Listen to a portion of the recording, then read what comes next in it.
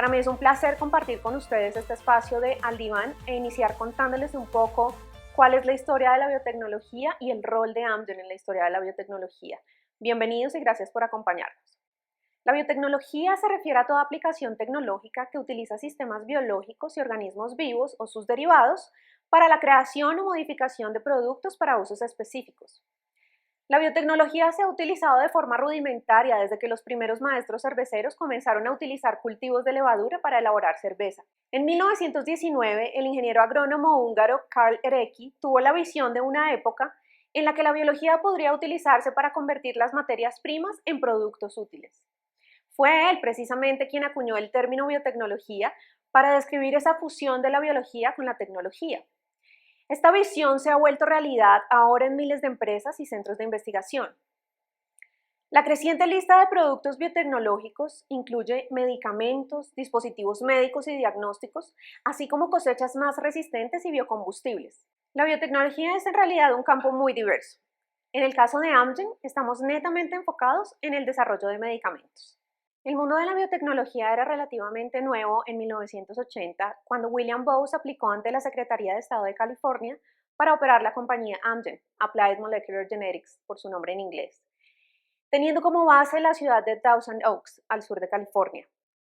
La recién fundada compañía en ese entonces planeaba abrir la década de los 80 utilizando la ciencia para ayudar a personas con enfermedades serias y discapacitantes, y cumpliría ese objetivo a través del estudio del genoma humano. En 1983, un equipo liderado por un joven investigador de Taiwán llamado Fu-Kun Lin caracterizó y clonó el gen de la eritropoyetina a través de la ingeniería genética.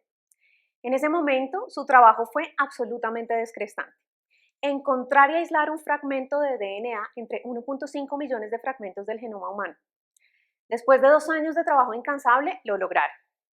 Este impactante hito dio lugar a la creación de uno de los medicamentos más exitosos en la historia de la biotecnología, el desarrollo de la epoetina alfa, que por 1989 sería aprobado por la FDA como Epogen, y el cual fue nombrado como Producto del Año por la revista Fortune. En 1994, Amgen se convierte en la primera compañía biotecnológica en recibir del Departamento de Comercio de Estados Unidos el Premio Nacional a la Tecnología. En ese año, el vicepresidente Al Gore reconoce a Amgen por su liderazgo en desarrollar terapias innovadoras y costo-efectivas basadas en la biología celular y molecular para ayudar a pacientes crónicamente enfermos alrededor del mundo.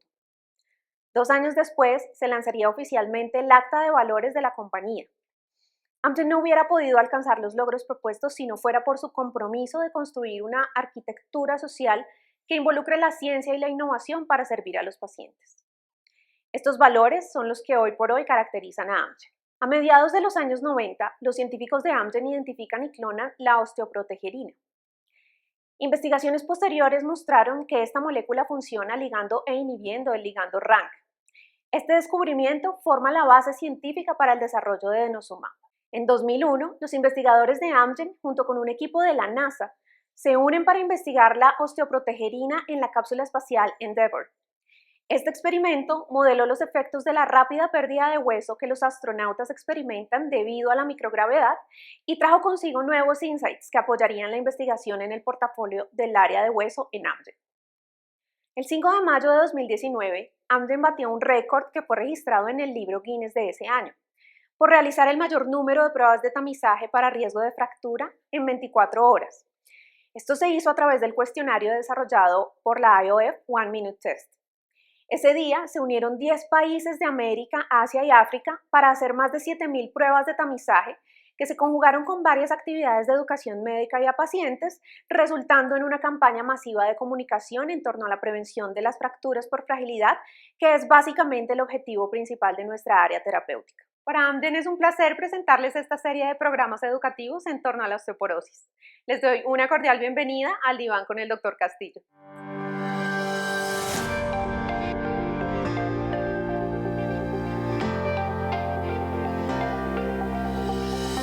Este es el primer capítulo, diría yo, de una saga de osteoporosis. La osteoporosis sigue siendo una enfermedad de alta prevalencia y que deja muchísimas consecuencias, no solo para la persona, sino para el sistema de salud. Uno se preguntaría si puede tratar la hipertensión arterial sin tomar la presión arterial.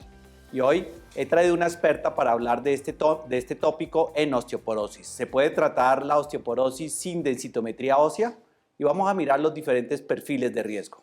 Mi invitada de hoy, una expresidente, la doctora Adriana Medina.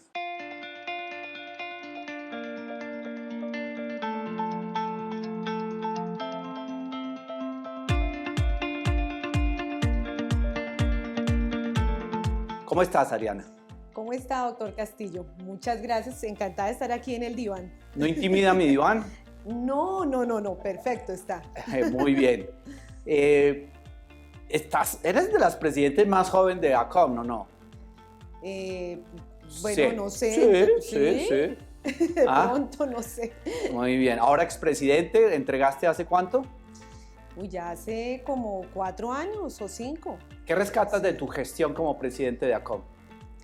Bueno, pues una experiencia increíble porque yo nunca había tenido ningún cargo de presidenta ni había estado pues de secretaria, tal vez sí, en ACOM también, pero lo que más rescato es precisamente el consenso colombiano de osteoporosis, que era una labor que había que hacerla y que se hizo de manera multidisciplinaria. Todos los colegas que saben de osteoporosis, que más saben, incluso se nos quedaron muchos por fuera, pero de todas las especialidades participaron en este consenso. Yo creo que esta es Yo me quedé por una fuera. de las labores. Lo dejé por fuera. Muy bien, tenía que desquitarme. Por Yo me eso quedé me por trajo fuera al del diván. consenso de osteoporosis. Muy bien, pero fui reemplazado de manera adecuada por diferentes colegas. Efectivamente, ¿se puede tratar la osteoporosis sin densitometría ósea? La respuesta es sí, y es lo que nosotros vamos a desarrollar. ¿Qué porcentaje le podrías dar a que iniciamos tratamiento para osteoporosis versus tratamiento para osteoporosis con y sin densitometría ósea? Realmente, yo creo que en la actualidad estamos tratando la osteoporosis como en un 80% con densitometría. Tal vez el otro 20% podría ser el paciente que se fractura, que uno pues dice no tengo duda que este paciente tiene muy mala calidad de hueso y le empieza tratamiento, pero siempre pues le hace la densitometría. Pero esta pandemia nos ha hecho un poco aterrizar en muchas cosas, o sea, de todas las cosas que hemos podido darnos cuenta, vemos que la densitometría no es algo completamente necesario, no es imprescindible para empezar un tratamiento.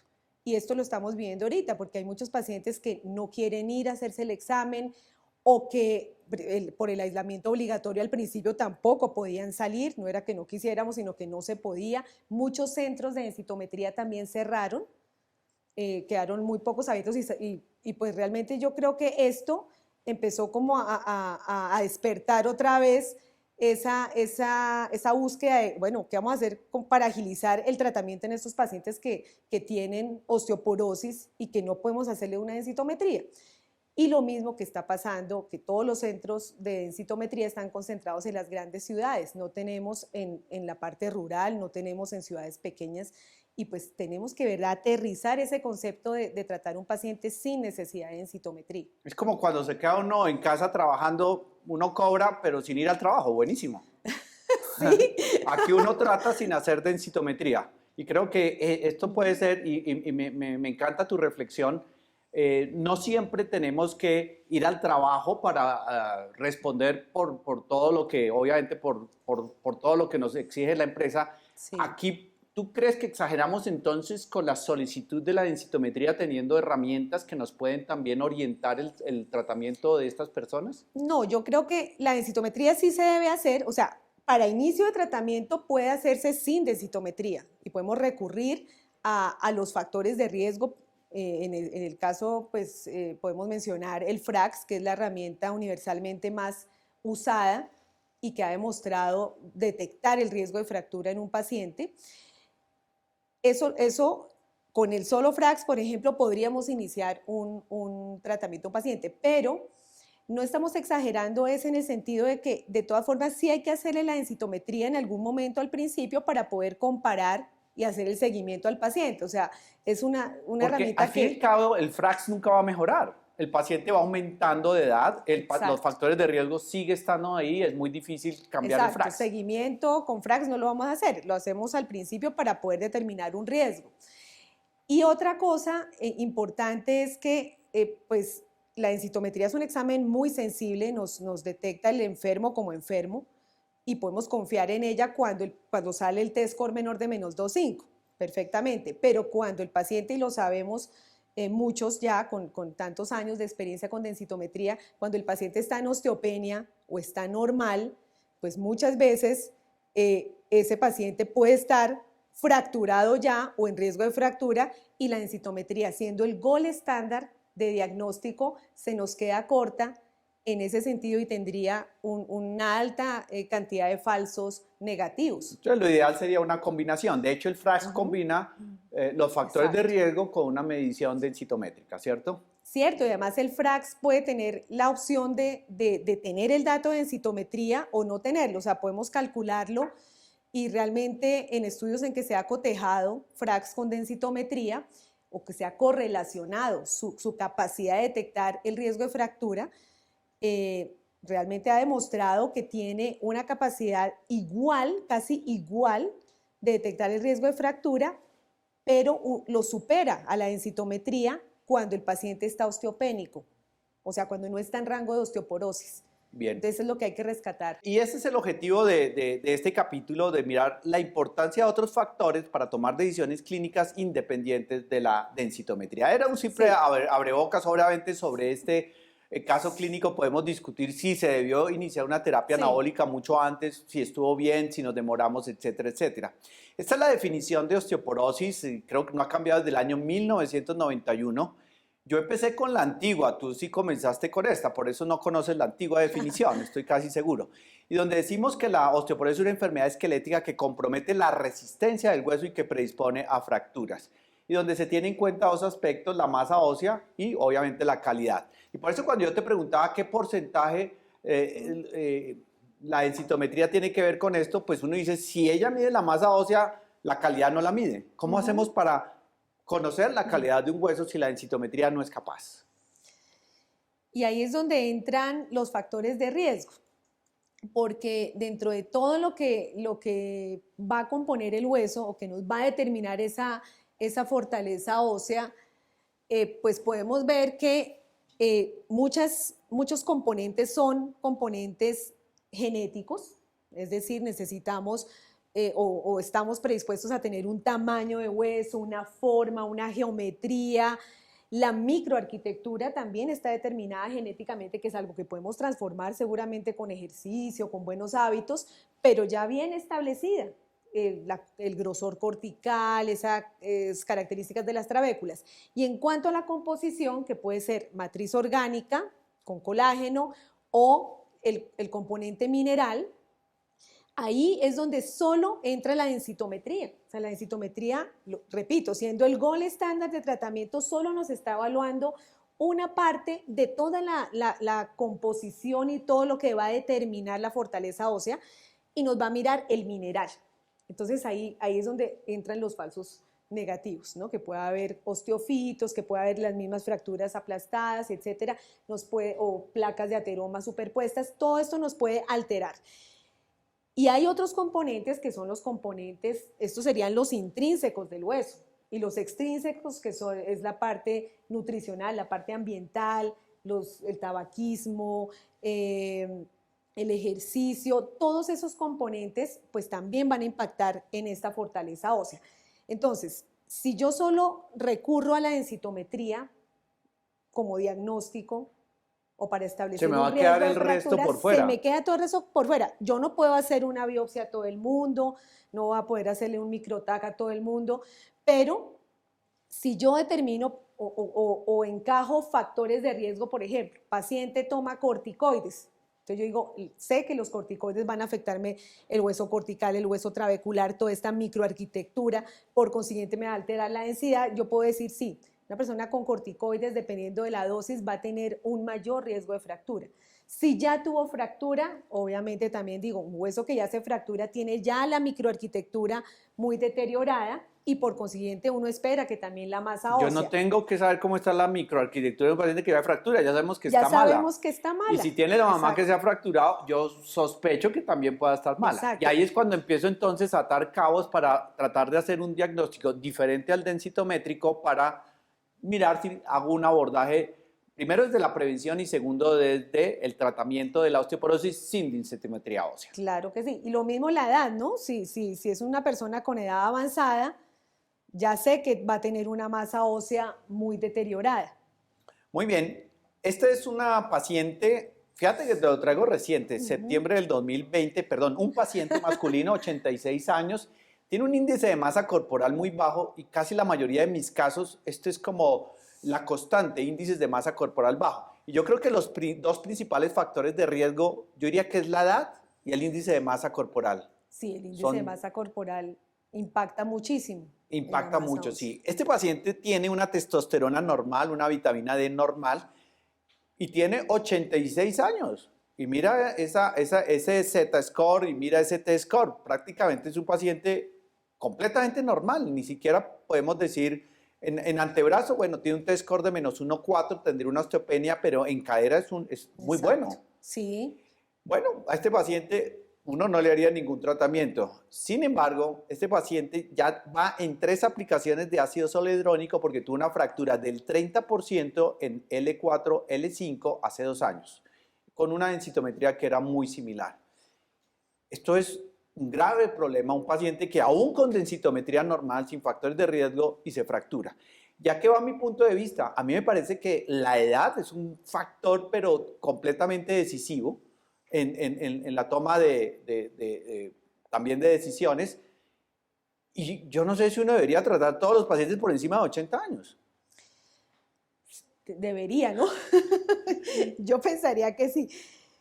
Una cosa muy importante es esto, ¿no? Esto es muy frecuente, encontrar densitometrías normales o con osteopenia en personas de avanzada edad, que uno diría, pero ¿por qué tiene esa densitometría tan normal? No corresponde.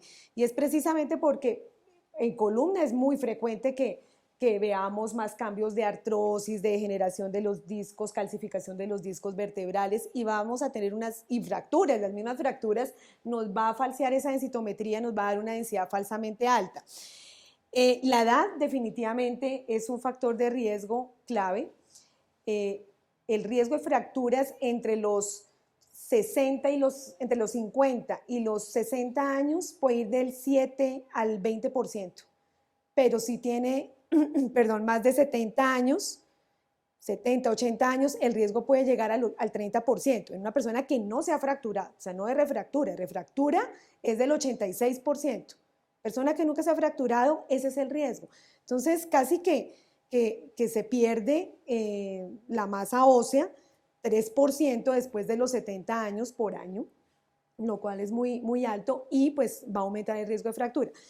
Sí, mire, doctor Castillo, que en los nuevos algoritmos de predicción del riesgo de fractura, cuando se categoriza paciente de alto o de muy alto riesgo, el solo hecho de tener más de 65 años ya dice es paciente de alto riesgo. O sea, sí, el solo hecho de la edad ya está clasificado como paciente de alto riesgo.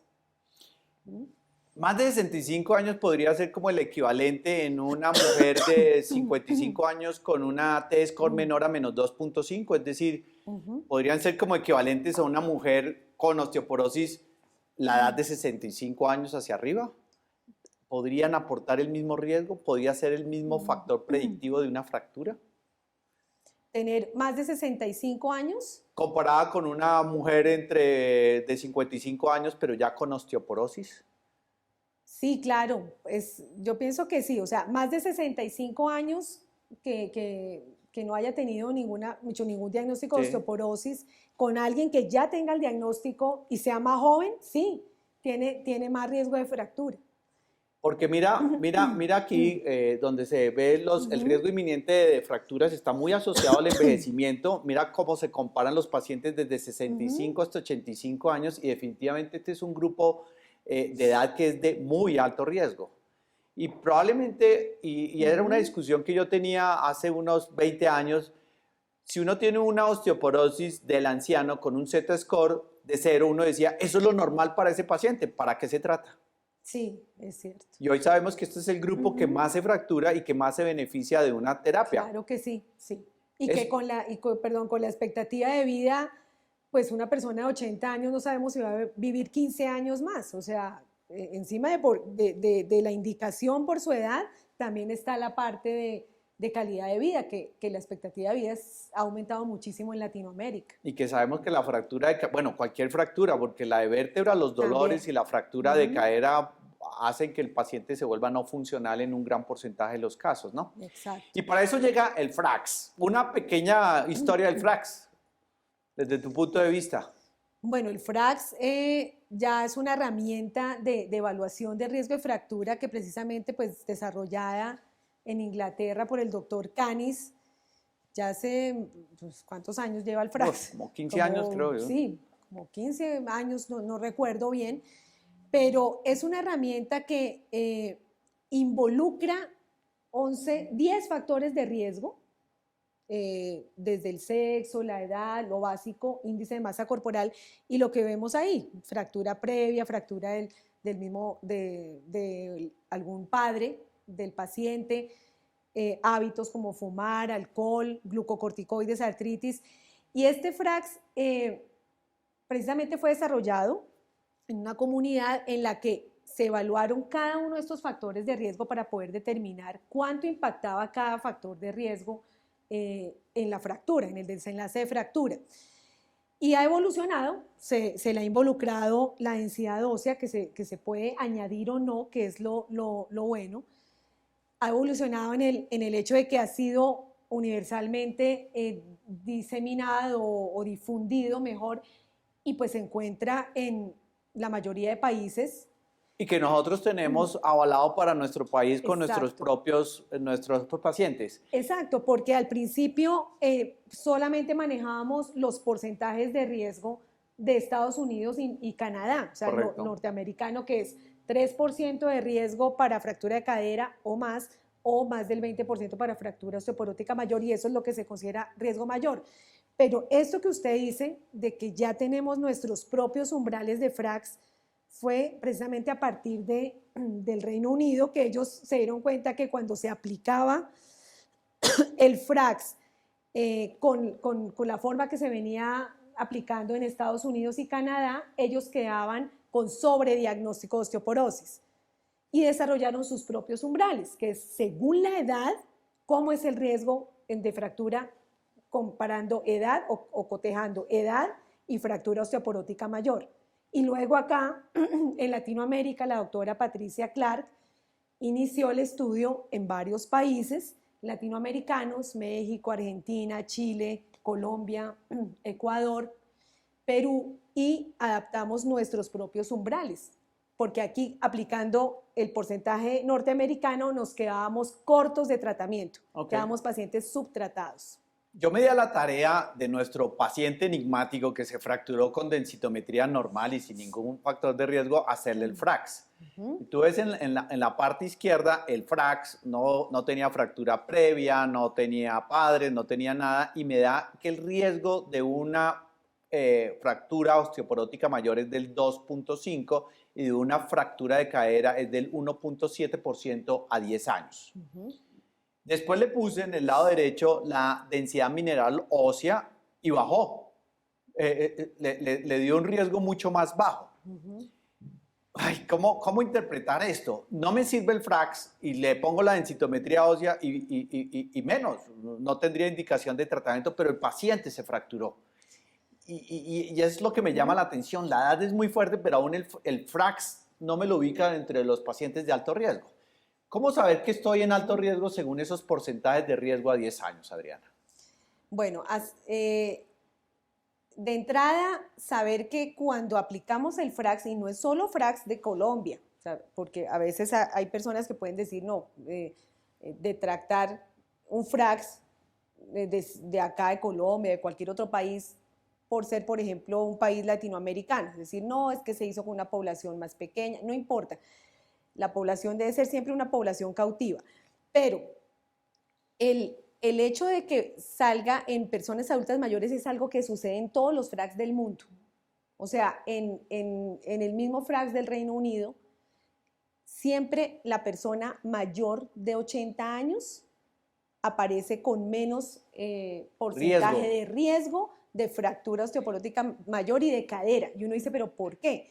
Porque sí, porque hay personas que son sanas, que son muy sanas, como este señor que no tiene ningún otro factor de riesgo. El único factor de riesgo es la edad, que claro, debería pesar como un factor de riesgo único para determinar el riesgo de fractura. Y sin embargo, no aparece dentro del riesgo. Correcto. Dentro del riesgo. La sensibilidad en los pacientes ancianos es baja. Es más baja. Y cuando se anota la densitometría, y hay un estudio muy bonito, de pronto ahorita miramos, que es un estudio de corte transversal en que se compara precisamente ese grupo de pacientes osteopénicos que no tendrían indicación de tratamiento con densitometría, como con el FRAX tienen sí indicación de tratamiento. Entonces es ahí donde vemos que hay un desfase. Pero volviendo al paciente adulto mayor, eso es una situación que se ve normalmente y a veces yo, por ejemplo, pues con los estudiantes en clase siempre les digo, cuando hacemos los ejercicios y con los residentes de cálculo de riesgo, decir, mire, es una persona que por FRAX a veces en esas poblaciones nos puede decir que no lo tratemos, pero su factor de riesgo más importante es la edad. Es la edad. Entonces hay que tomar la decisión de tratarlo. Muy bien. Algunos dicen que el FRAX no es bueno para evaluar el riesgo de fractura en columna y solamente sirve para cadera. ¿Qué sabes tú de eso? No, porque muchos de los factores de riesgo que están involucrados precisamente han demostrado con riesgo relativo de fractura tanto de columna como de cadera. O sea, no hay no pienso que se deba contemplar esa discrepancia. Ok, yo estoy de acuerdo contigo, pero lo he leído que dicen que el FRAX puede discriminar mejor lo que es la fractura de cadera y no la de columna. Y de hecho en este paciente lo que él presentó fue fractura de columna. El FRAX sale muy bien, pero de hecho presentó la fractura de columna. Y yo creo que este es el estudio que estabas hablando que habla del grado de concordancia del FRAX y la densitometría ósea. Este es uno de los varios estudios que hay, pero es clave por lo grande. Es un estudio pues, de la Corte de Manitoba, grande, de 40,000 pacientes, que involucró pues, más mujeres que hombres, y prácticamente durante 10 años. Y lo que se vio al comparar qué tanto podía predecir el FRAX de alto riesgo, es decir, para ellos alto riesgo, es fractura osteoporótica mayor del 20% o de cadera mayor del 3%. Esto compararlo con el T-score. Entonces, esta concordancia del FRAX de alto riesgo con el T-score menor o igual a menos 2,5 es del 80%. Muy buena. Una concordancia de 5 muy buena. Concuerda con claro, de 4. Un examen comparado con una encuesta, pues que es gratis, además, Correcto. y que se puede aplicar a todo el mundo, es muy bueno. Pero si se toma el T-score menor de -1, es decir, osteopenia y osteoporosis, ahí va incluido, la concordancia es de más del 99%, o sea, casi el 100%. Que es el grupo alto. que más nos interesa porque hay mayor cantidad de gente en ese rango y es donde mayor número de fracturas vamos a encontrar. Y en cadera pasa de manera similar, un poco menos, 70% de concordancia del FRAX de alto riesgo con el T-score menor o igual a menos 2,5, o sea, paciente osteoporótico, pero con el paciente que está menor de -1, la concordancia es del 99%, o sea que en general hay una alta concordancia entre el FRAX, entre el riesgo que calcula el FRAX y la categorización de la densitometría ósea, menor de -2,5, menor de -1. Adri, acabamos de quebrar un par de centros densitométricos en el país. Ay, Dios mío. No, mentira. Sigue siendo muy importante y tú lo mencionaste. Además, hay que hacerla para el seguimiento. Sí. Además, en el seguimiento. Que esto es más o menos lo que se muestra acá, ¿no? Una Exacto. predicción idéntica. Este es otro estudio. Este es un estudio de corte transversal que involucró pacientes de diferentes razas, y miren las edades de 44 a 89 años, recordemos que el FRAX se aplica de 40 a 90 años, y vemos aquí cómo se encontró que la predicción del FRAX con respecto a la densitometría ósea para fracturas era del 84%, también pues muy alta, pero había un 16% restante que eran pacientes que se fracturaban, pero habían tenido recomendación de tratamiento por FRAX y no por densitometría. O sea, esto es el grupo de los osteopénicos. Y llamativamente ese grupo, ese 16% que no tuvo la predicción por densitometría ósea, sino por FRAX, era el grupo mayor de 80 años. O sea, el grupo de mayor edad. Claro. Entonces, ese es en el que habíamos dicho que de pronto no era tan bueno. No era tan bueno. No era tan bueno el FRAX, que es más o menos lo que vemos aquí. Y esta gráfica también llama la atención, ¿cierto? Porque la diferencia el factor que hizo que fuera diferencial era la edad, ¿no? Exacto. Ese fue el factor. Ese fue el factor determinante, pero ponen un punto de corte de 76 años en los que la predicción fue diferente, y en el grupo de 65 es donde el FRAX fue... La mediana edad fue mayor en el grupo en que el FRAX predijo la fractura y no la densitometría.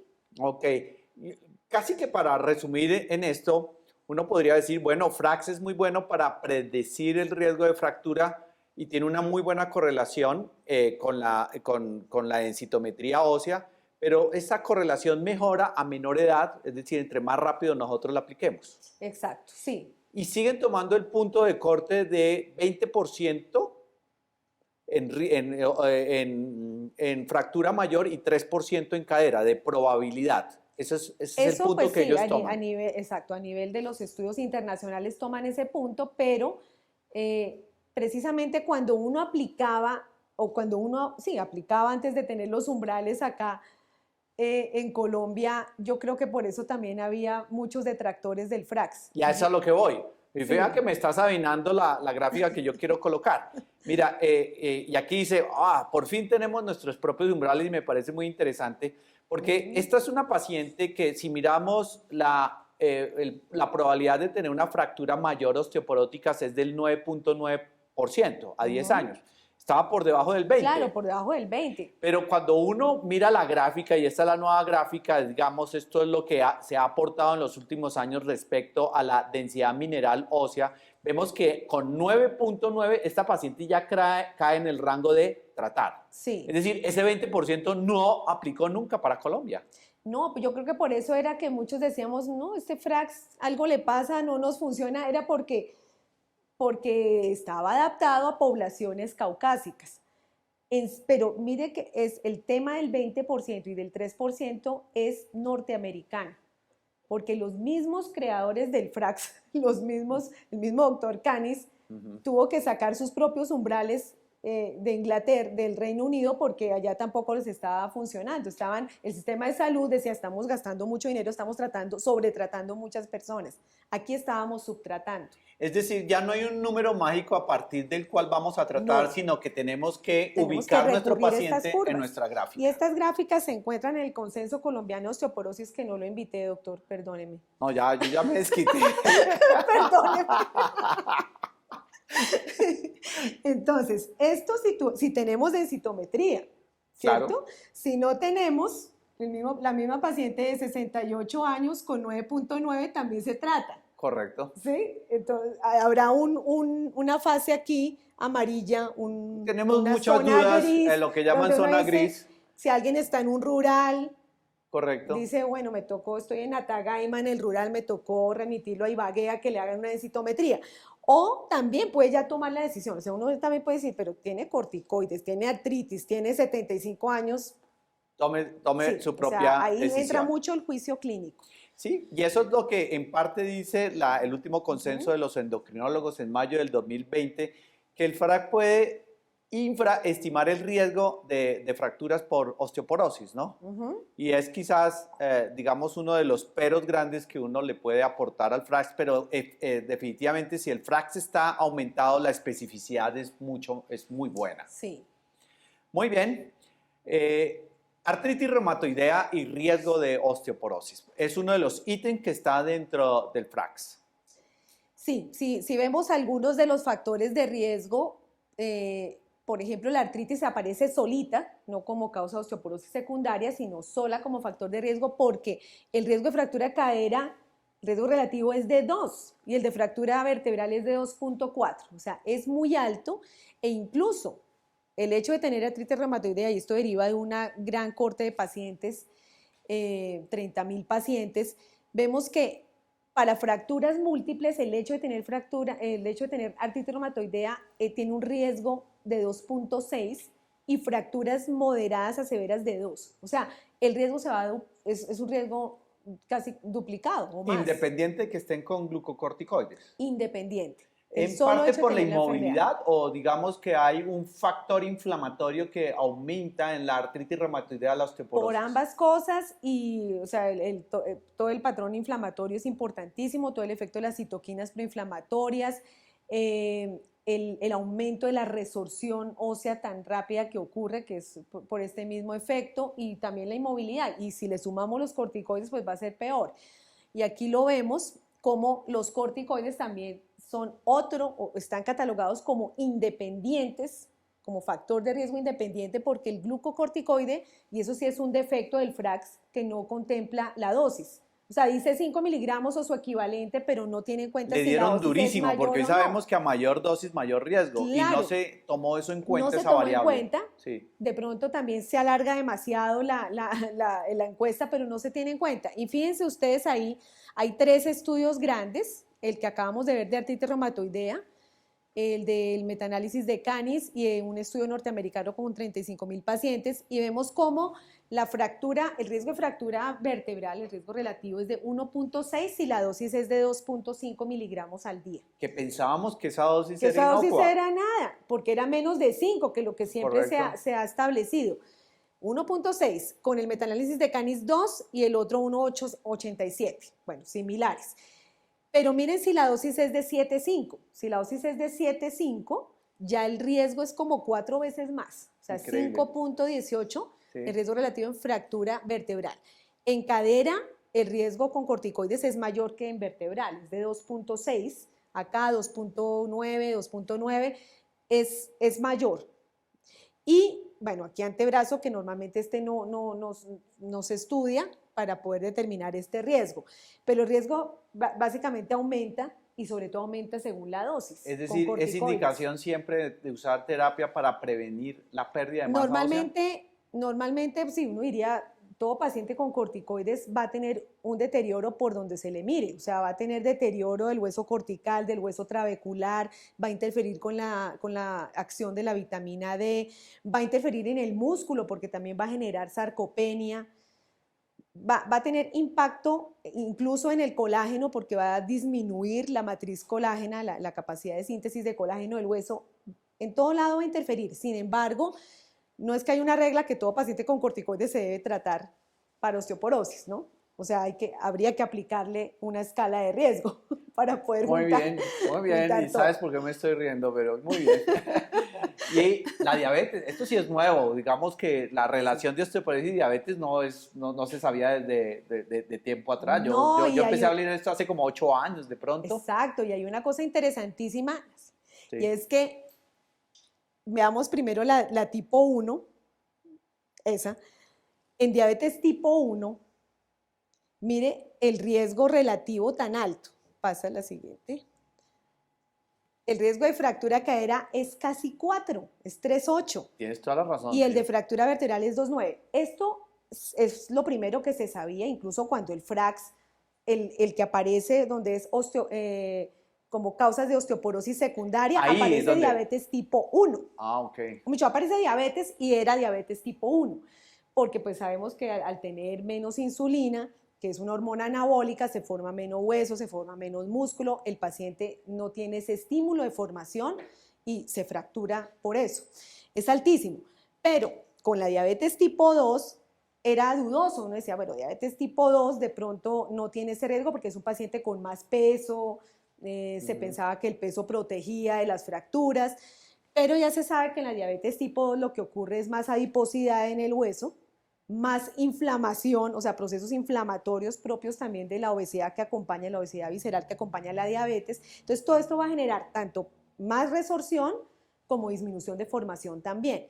Pero el riesgo tampoco es que sea, o sea, tiene un riesgo de fractura, de cualquier fractura de 1.2 y de fractura de cadera de 1.7. O sea, es un riesgo alto también que no se puede desconocer. 70% más y estadísticamente significativo. ¿Y cómo será, estadísticamente significativo, cómo será de importante la diabetes que el doctor Ferrari, Serge Ferrari, que lidera el grupo de hueso de trabajo de hueso de la IOF, de la Fundación Internacional de Osteoporosis, él y su grupo de expertos dijeron que cuando un paciente tiene diabetes, cualquiera que sea, tipo 1 o 2, en el FRAX debería sumarle 10 años a la edad, imagínense eso, o sea, 10 años a la edad para darle mayor riesgo o marcarle que tiene artritis reumatoidea. Es decir, equipara la diabetes a la artritis reumatoidea. Ok, sí. Interesante. Entonces, pone esos, o ponerle, restarle, si lo mete en la densidad ósea, al test score, restarle menos 0,5. O sea, se le baja 0,5 al test score. Entonces, ¿cómo será importante la diabetes? Que es decir, que si yo tengo menos 1,7, quedaría en menos 2,2. Exacto, le tiene que restar. Restar 0,5. Sí. Tabaquismo, Adriana. Y tabaquismo es otro factor de riesgo muy importante también. Y fíjense aquí algo muy curioso, y es que en este estudio de 9,000 pacientes, hombres y mujeres, aquí incluyeron cortes prospectivas grandísimas, muy conocidas, y sacaron esto. El riesgo relativo de la persona de los pacientes fumadores con edad avanzada es de 1.84. El riesgo de fractura de cadera. Mientras que cuando cotejaron o agruparon los fumadores por edad y por densidad, se bajó. Okay. Entonces la densitometría, y un paréntesis, que la densitometría sabemos que el 70% de los pacientes fracturados pueden estar osteopénicos, ¿no? Sí. Pueden estar osteopénicos o normales. Entonces ahí de entrada sabemos que una densidad pues, que salga en osteopenia o en normalidad, y sobre todo en un paciente de edad avanzada, puede atenuarnos el riesgo. Entonces fíjense esto. Y cuando cotejan el tabaquismo con edad y con índice de masa corporal bajo, es de 1.65 el riesgo. Entonces, la densitometría a veces intenta minimizar el riesgo, y sobre todo en personas de edad avanzada, y también aquí en índice de masa corporal más bajo. Entonces, el tabaquismo como factor de riesgo, ahí sí tampoco queda muy claro, porque en el FRAX dice activo. Pero resulta que el paciente que dejó de fumar hace 5 años o hace 10 años ya estableció su daño en el hueso, y sobre todo es en el hueso trabecular más que todo. Y todo esto para terminar en una diapositiva que a mí me parece de una alta vigencia, y es la estimación del riesgo de fractura, la nueva clasificación donde ahora se habla de riesgo bajo, riesgo moderado, riesgo alto y riesgo muy alto, y donde hay factores que no necesariamente tienen que ver con la densidad mineral ósea. Sí, aquí es donde uno rescata realmente la importancia de los factores de riesgo, o sea, es como resucitar esos factores de riesgo. Por eso es tan importante preguntarlos en la historia clínica, que a veces yo pues, estamos coordinando allá en el Hospital San José un programa de prevención de fracturas, nos damos cuenta, cuando uno va a revisar las historias, no aparecen los factores de riesgo registrados, y son los antecedentes, son la revisión por sistemas, es eso, un examen físico, y no aparece. Y es muy valioso, porque el riesgo alto, este es el consenso pues, de establecimiento del riesgo de fractura de la Endocrine Society del año pasado, o sea, es muy reciente, en la que ya no es suficiente decir, tiene osteoporosis, se fracturó, hay que tratarlo, ya, porque tenemos que también saber elegir el tratamiento que vamos a dar.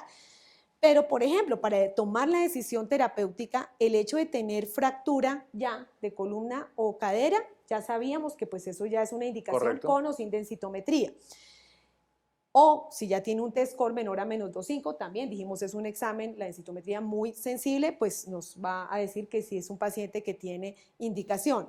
Pero miren que aquí ponen el FRAX, claro que ellos tienen en cuenta el 3% de fractura de cadera Omitimos o el eso y nos 20%, vamos a pero nuestra para gráfica. nosotros es nuestro umbral. Perfecto. Exacto, nos vamos a nuestro umbral y decimos, bueno, este paciente es un paciente de alto riesgo. Ya el hecho de que aparezca clasificado en una de estas es de alto riesgo. Pero miren aquí, el paciente de muy alto riesgo es el que tiene fracturas múltiples de columna, porque ya son 2 o más fracturas. Aquí no ponen severidad de la fractura, 2 o más. Y además tiene un test score de cadera o de columna vertebral menor o igual a menos 2.5. Entonces, esto es lo que estableció la Endocrine Society el año pasado. Sin embargo, este año hay otro algoritmo, que es el algoritmo de Canis, en el que aquí eliminó el moderado riesgo o el riesgo moderado, dejaron solo bajo riesgo, alto riesgo y muy alto riesgo, y este se publicó este año, en el que es muy importante el uso de los umbrales de FRAX para nosotros, para ellos, este es el FRAX de los mismos porcentajes que ya conocemos, pero involucra edad, involucra fracturas, y miren esto, el alto riesgo es el que tiene más de 65 años, o sea, aquí ya de entrada dicen edad más de 65 años, y es uno de los siguientes, fractura previa, y aquí entra otro concepto importante, nuevo, menor muy nuevo. de 12 meses, sin embargo, se considera que una fractura es reciente cuando es menor de 24 meses, o sea, que ha ocurrido en los últimos 2 años. Esto antes, es claro, esto es nuevo porque uno decía, da lo mismo si se fracturó hace 10 años o hace 2 años, uno le imprimía como el mismo riesgo.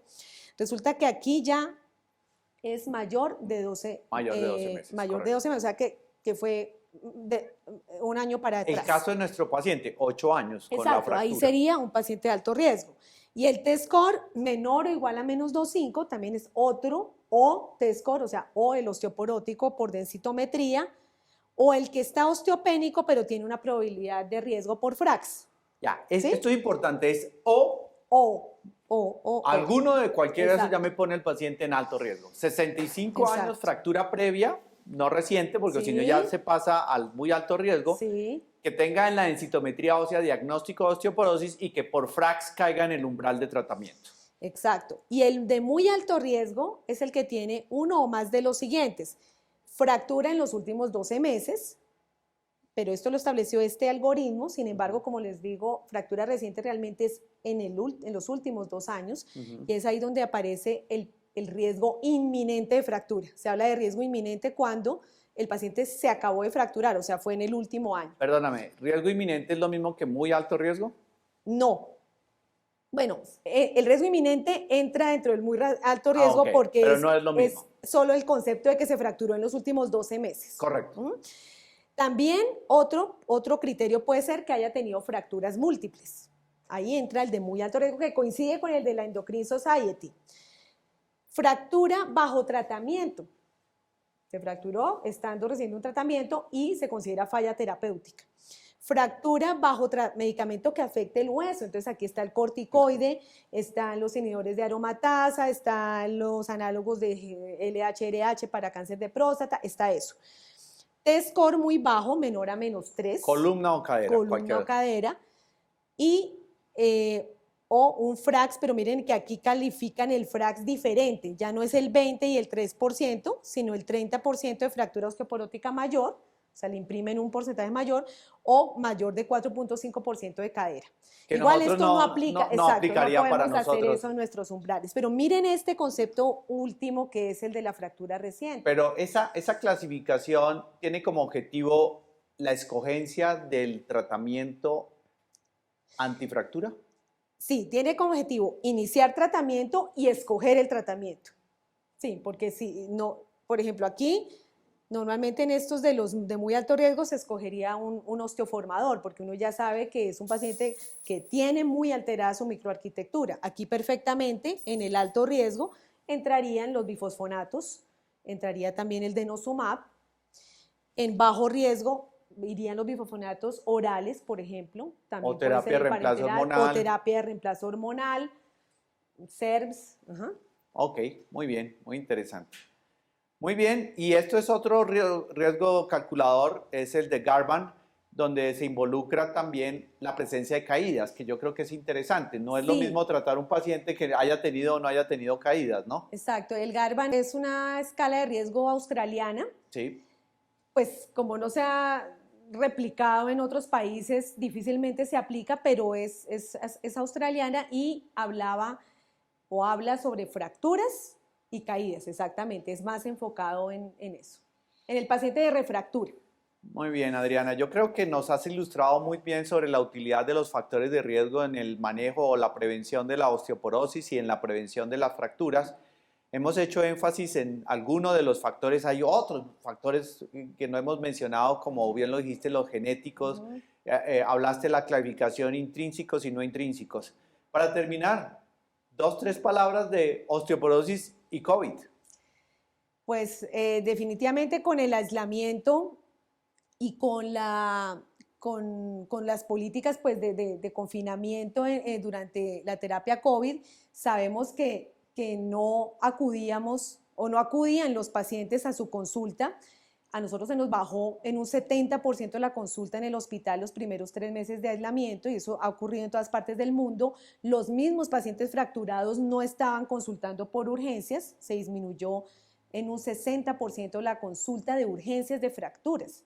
Entonces, eso generó pues que las personas posiblemente con osteoporosis o con ya fractura establecida no acudieran a las consultas ni a urgencias ni a consulta externa. Entonces, salieron nuevas guías este año de las diferentes asociaciones en donde definitivamente se recomienda que hay que simplificar los procesos. Entonces, ¿qué hacer con un paciente empezando que son pacientes que muchos son por teleconsulta, en que podemos detectar los factores de riesgo, podemos calcular el riesgo de fractura en ese paciente, así no tengamos densitometría, en iniciar tratamiento? O sea que, primero, es posible iniciar tratamiento para osteoporosis por teleconsulta o por consulta virtual y segundo, es posible iniciarla con la detección del riesgo por factores y no necesariamente con la densitometría. Yo quería solo acotar algo muy pequeño. Me he encontrado con historias clínicas donde precisamente para que no haya exposición de los pacientes y como la aplicación se hace por fuera de casa, específicamente de denosumab, ácido zoledrónico, al menos en mi EPS, donde le he dicho a la paciente, no, tranquila, no te vamos a exponer, aplacemos el tratamiento con el denosumab.